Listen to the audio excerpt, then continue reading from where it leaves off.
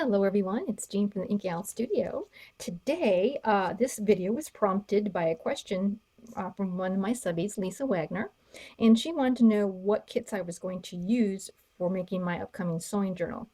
And it prompted me to do a video on different ways that you can use collage sheets, digital collage sheets. Can't say that fast, huh? And or any digital actually. I'm going to show you how I am incorporating it in the sewing journal, but I'm also going to show you how to put settings on your computer for printing to get different effects that I'm going to talk about. So I have 4 different ways. I'm going to start with the very simplest way to use collage sheets. And you know, this can be for any kind of digital actually, but this kit that I wanted to use only has 6 collage sheets that look like, you know, a lot like this. It had the 50s look, it had the colors, and it had sort of a grungy, shabby sheet look to it.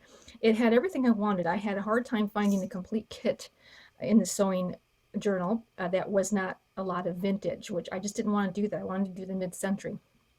So I found this collage set from Polka Dot Designs, I think, and I'm going to put her list down below. I also have another paper pack I got from Raspberry Road, and I'll put her link down below, and she has 12 by 12 papers. And so these are the 2 kits that I mainly work with, and I'm going to show you how I'm doing that. So the very first way is probably the most obvious way, and the way that a lot of us use collages is this tear sheets.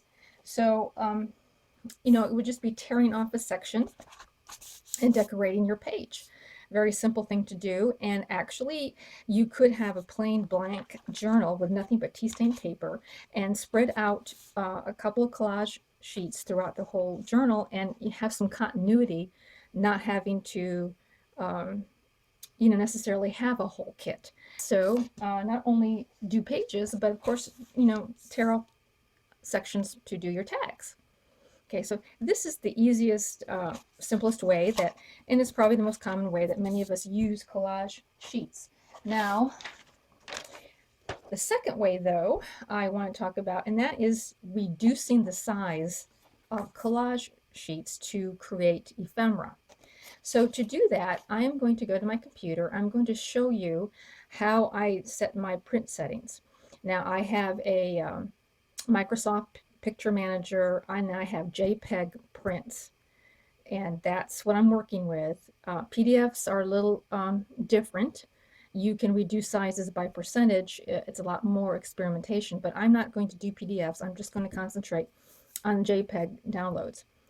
And so let's go to the computer. So the first thing I wanted to show you is how I reduce the images. So these are all 8 by 11 collage sheets, and the first thing I'm going to do is I'm going to right click onto one that I want to print. I'm going to come down to the word print. So then I get my printer screen up here, and this is what my printer screen looks like. I use an Espen model, and I think most of them do look this way. That's one way that you can get into print. A second way you can do print is to right click on your image and come down to open with, the words that say open with, and you can use the Microsoft Office Picture Manager if you have that on your program. And you can use this method as well. And when you come over File and press Print, then you can get the same screen with the same selection. So it just depends on which way you want to go at it. I'm just going to use the print option. So the first thing I like to do is make file folders, little mini file folders out of these images. So I'm going to go to my print, and I'm going to come down here to 5 by 7. Now, you have an option to fit picture or to unfit picture. When you unfit it, or you click and empty the box here, you will get a smaller, it won't be 5 by 7, it'll be a little smaller. But you will get the whole image. If you fit to picture to frame, you're going to get a little cut off on the edges. And so it just depends on, you want to sacrifice the 5x7 size and get something smaller, but you want the whole image, you can click it and get the smaller size. For my file folders, I find I really prefer the 5x7, and even if I sacrifice a little bit, I'm usually okay with that. So that is for file folders, and I'll hold one up here, or let me just, whoops, sorry about that. Show a picture of a file folder, and I may have to take pictures of this and put it in. Okay. Now the second thing I like to do is I like to make little booklets. And so the 4x6 option, 4x6 right over here option, is perfect to make little booklets. Mini, so they're about like this here. And it's about the size. And so these little mini booklets then really help with, excuse me, this size really, I think, makes the best little mini booklets. You can, of course, unfit it, and you can have very large journaling card and get the whole image inside. Now, we're going to come down here to the 3x5, 3.5x5s. This is great for journaling cards. I do like this quite a bit and use it. So now if we want to put, and if you'll notice, okay, I'm sorry, I shouldn't have gotten out of there so quickly. If you notice, there's like 1, 2, 3, 4. There's 4 on this page. If I were just to click it with this, I just get 1 in the corner, because I've only clicked on 1 and I only have the 1 in the corner. Well, I want to fill this page maybe, or at least get 2. So what we're going to do, and on your keyboard, the very lower left hand corner is the CTRL key. We're going to hold down that key, and then I'm going to click on the images that I want to print out. And then once I've clicked them all, you'll notice they're all blue, means they've all been chosen. I'm going to lift up on the key on the keyboard, right click on my mouse, go to print, and then I'm going to choose my 3.5x5. And now I have all of these selected, and they can fill the whole sheet. And I usually click the box so they are not fitted picture to frame. That is just about the right size for a journaling card that I tend to like to use. So that's how you get more than one on your sheet. You can also do that with, let's say, the 4x6s. So the 4x6 or the 5x7, you won't have to print it twice. You can just print it one time. Now the wallet size ones down here. So 1, 2, 3, 4, 5, 6. I'm going to right click. Now if I had 9 images, I could fill the whole page, but here I just got the 6. So I click on the wallets, and then this is about the ATC card size, is about what these will be. So these are also really great for journaling cards. So the 4x6 makes a very, or excuse me, the 3.5x5 makes a large journaling card, and these probably make a more medium-sized card. So now I want to show you a fourth way to use digitals, and this isn't necessary. This is not really going to be for 8.5 by 11 papers. This is going to be for 12 by 12s. So there's a lot of paper packs out there that are 12 by 12, and this is where this idea works. So we're going to go into print,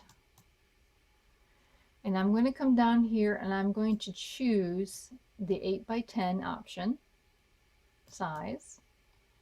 I'm going to click the fit to picture to frame so it's not.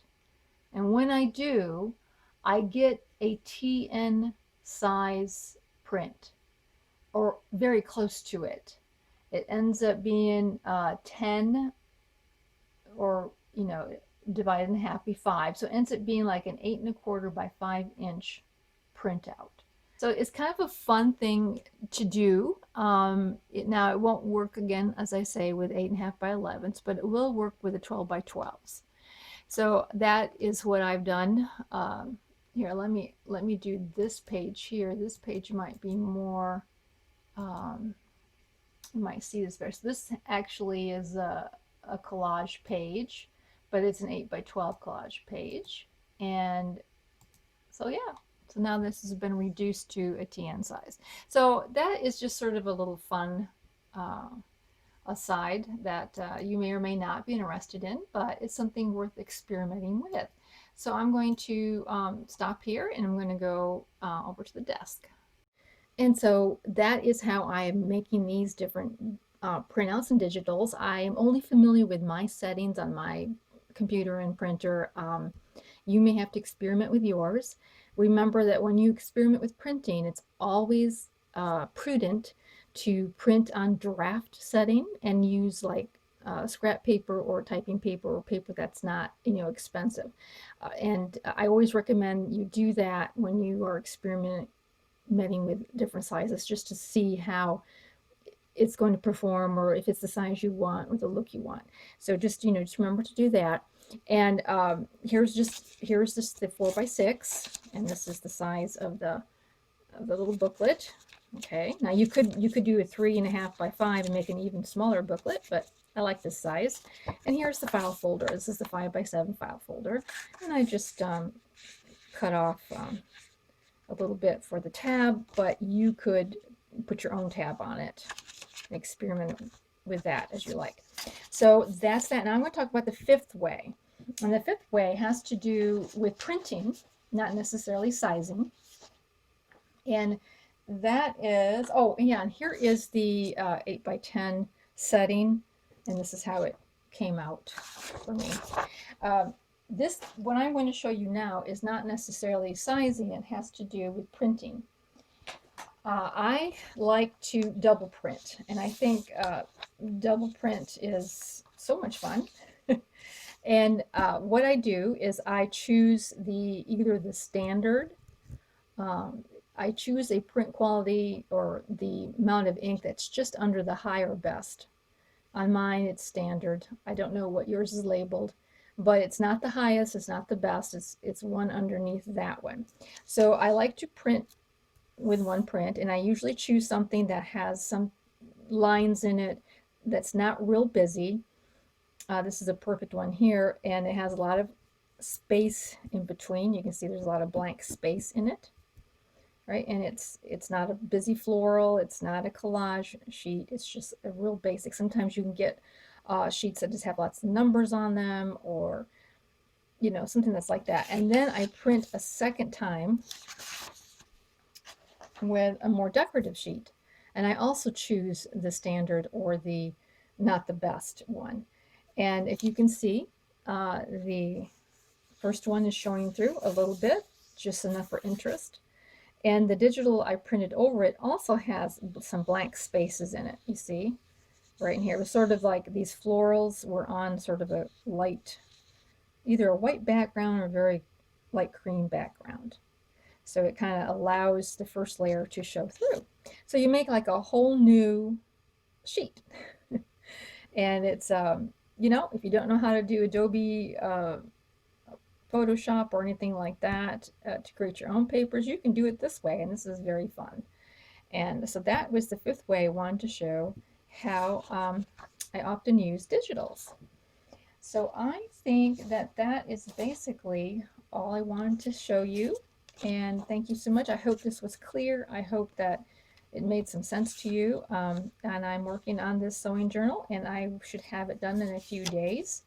And we'll see you back for the flip through then. So we'll talk to you later. Bye.